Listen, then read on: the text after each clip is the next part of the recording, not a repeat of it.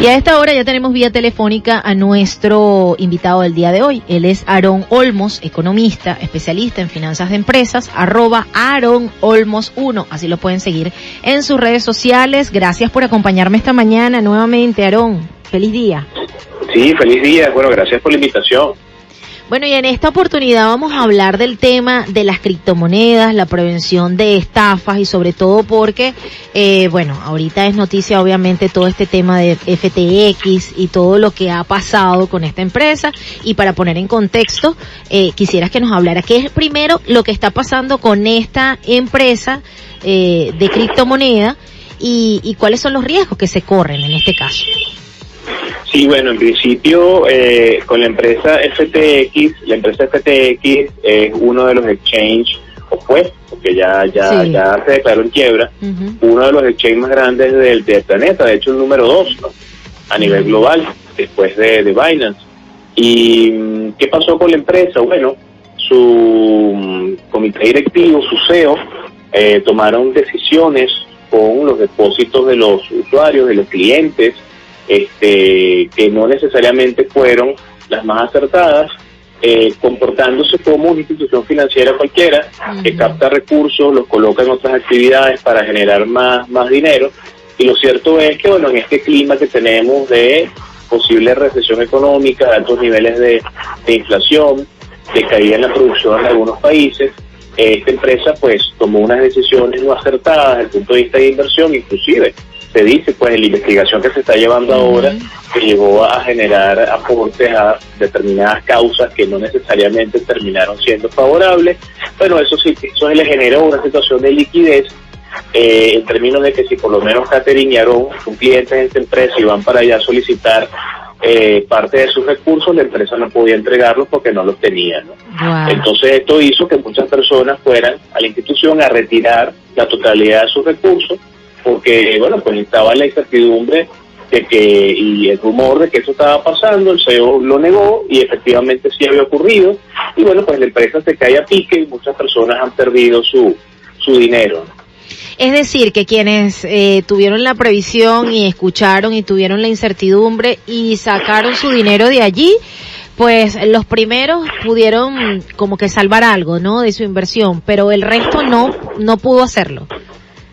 Es así. El problema con esto es que este tipo de empresas que son terceros confiables deberían estar, y como de hecho lo es en los países de orígenes, tienen ciertos niveles de licenciamiento, permisos, pero distinto a la manera de operar del sistema financiero tradicional, donde recordamos que existen instituciones de garantía y depósitos bancarios, por ejemplo, en el entendido que un exchange es una plataforma que toma sus criptomonedas y las cambia por dinero constante y sonante.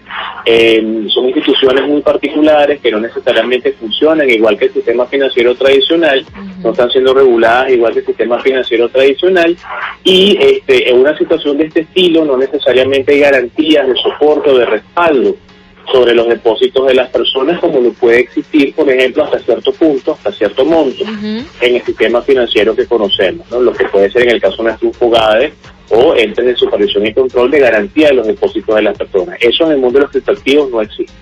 Exactamente, cuando hacemos esa analogía, definitivamente, además de esos controles de los que tú hablas, es que hay como un soporte, ¿no? Si eso llega a pasar, pues hay un soporte de eso. En este caso no lo hay.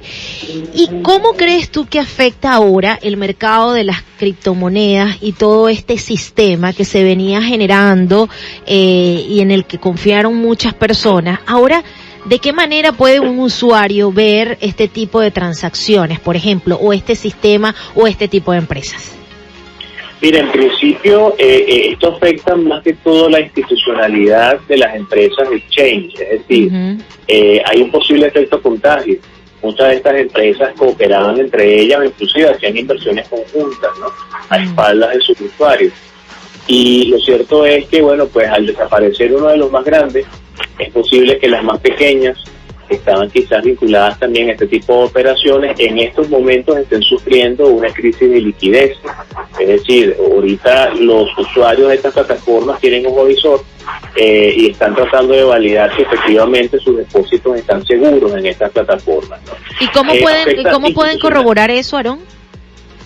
Mira, de hecho en la actualidad no hay manera de corroborarlo, y es por eso que el CEO de Binance, que es el primer exchange del mundo en estos momentos, propuso recientemente la posibilidad de crear a través de la propia cadena de bloques algo que se llama prueba de utilidad o prueba de liquidez, es decir, que un exchange pueda de manera pública hacerle ver a sus usuarios que sí tiene respaldo suficiente como para hacerle frente a los depósitos de sus clientes. Inclusive el mismo Vitalik Buterin, creador de Ether, en estos días daba la noticia que se iba a poner a trabajar en eso. O sea, en los actuales momentos es una caja negra. Tú colocas tu dinero en esta empresa y si no hay un balance auditado, si no hay información suficiente financiera, tú no sabes si efectivamente cómo está esa empresa, ¿no?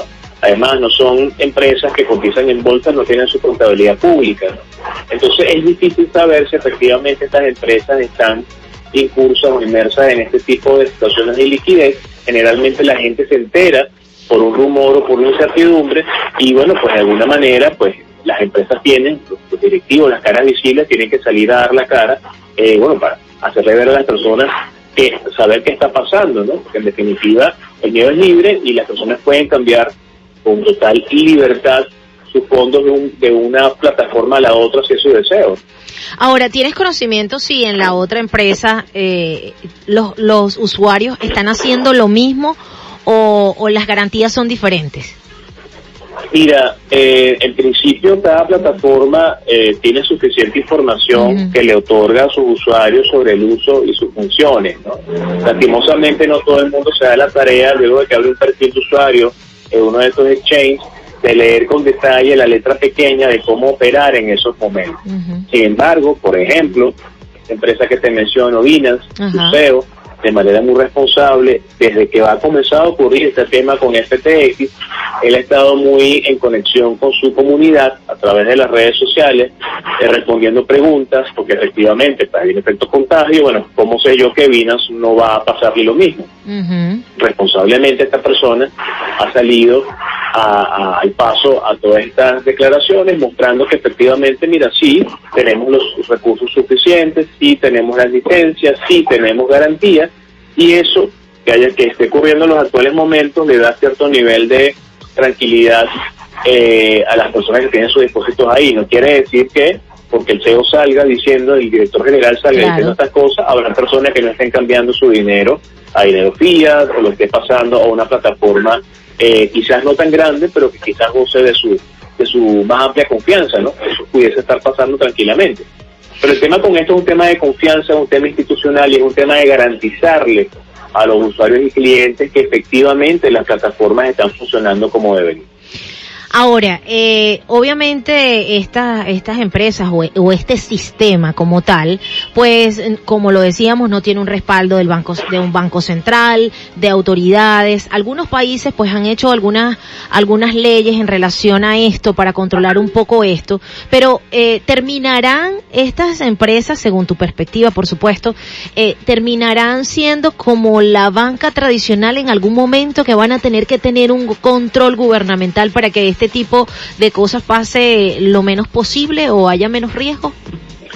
Mira, en principio lo que hemos estado viendo es una gran tendencia de estas plataformas, casas de intercambio y exchange, que se han terminado convirtiendo en grandes actores del mundo de los criptoactivos, que si bien se iniciaron con una visión descentralizada, de no participación de los gobiernos y de intervención del Estado y todos estos elementos propios de su ideología originaria, muchos han terminado de entender que para poder funcionar con el sistema financiero tradicional, deben tener ciertos niveles de supervisión, ciertos niveles de licenciamiento.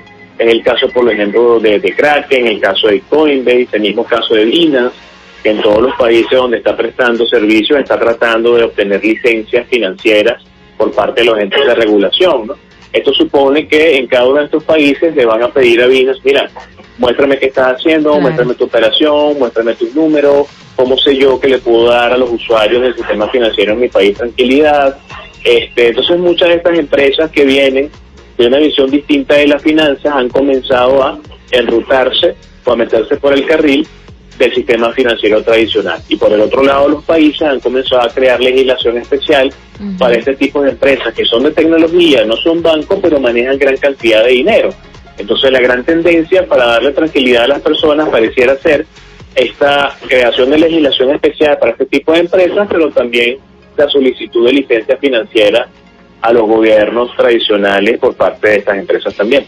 Aaron, ya yo tengo que despedir la entrevista, pero ¿cuál sería tu recomendación para una persona que quiera en Venezuela, por ejemplo, invertir en criptomoneda luego de que todo esto, está ocurriendo? ¿Cuál sería tu recomendación para una persona que esté entrando en este tema, en este mercado, en este sistema? Mira, en principio, como siempre lo hemos dicho en varios espacios, mayor información, comunicación, educación de esto. O sea, si se van a utilizar los criptoactivos como un vehículo de inversión, no invertir en nada que no se conozca a fondo. Entonces hay que comenzar a estudiar de qué va esto. No solamente ver el precio y el volumen, es entender de qué va el proyecto, es entender quiénes son los creadores, es entender quién lo regula, es entender desde qué país están operando. Es saber qué cantidad de tiempo tienen en el aire, saber quiénes son las personas que están detrás del proyecto y en qué otros proyectos han estado, saber si fueron exitosos o no y por qué están allí, ¿no? Para que no pase lo que ocurrió por lo menos con la plataforma Luna y Terra, ¿no? Entonces, básicamente, la primera línea de defensa en todo esto es la comunicación, la información y el conocimiento que debemos tener nosotros para poder escoger correctamente bien el proyecto de criptomoneda, la billetera y el exchange. Te agradezco muchísimo que nos hayas acompañado esta mañana, que nos hayas también dado luces en relación a lo que está ocurriendo con este tema de las criptomonedas y de estas empresas que, por la falta de liquidez, todo lo que ya ha pasado y que hemos comentado en esta conversación. Y gracias también por esas recomendaciones. Siempre a la orden. Aaron Olmos, economista, especialista en finanzas de empresas, @Aaron Olmos 1, así lo pueden conseguir en Instagram. Nosotros vamos a hacer una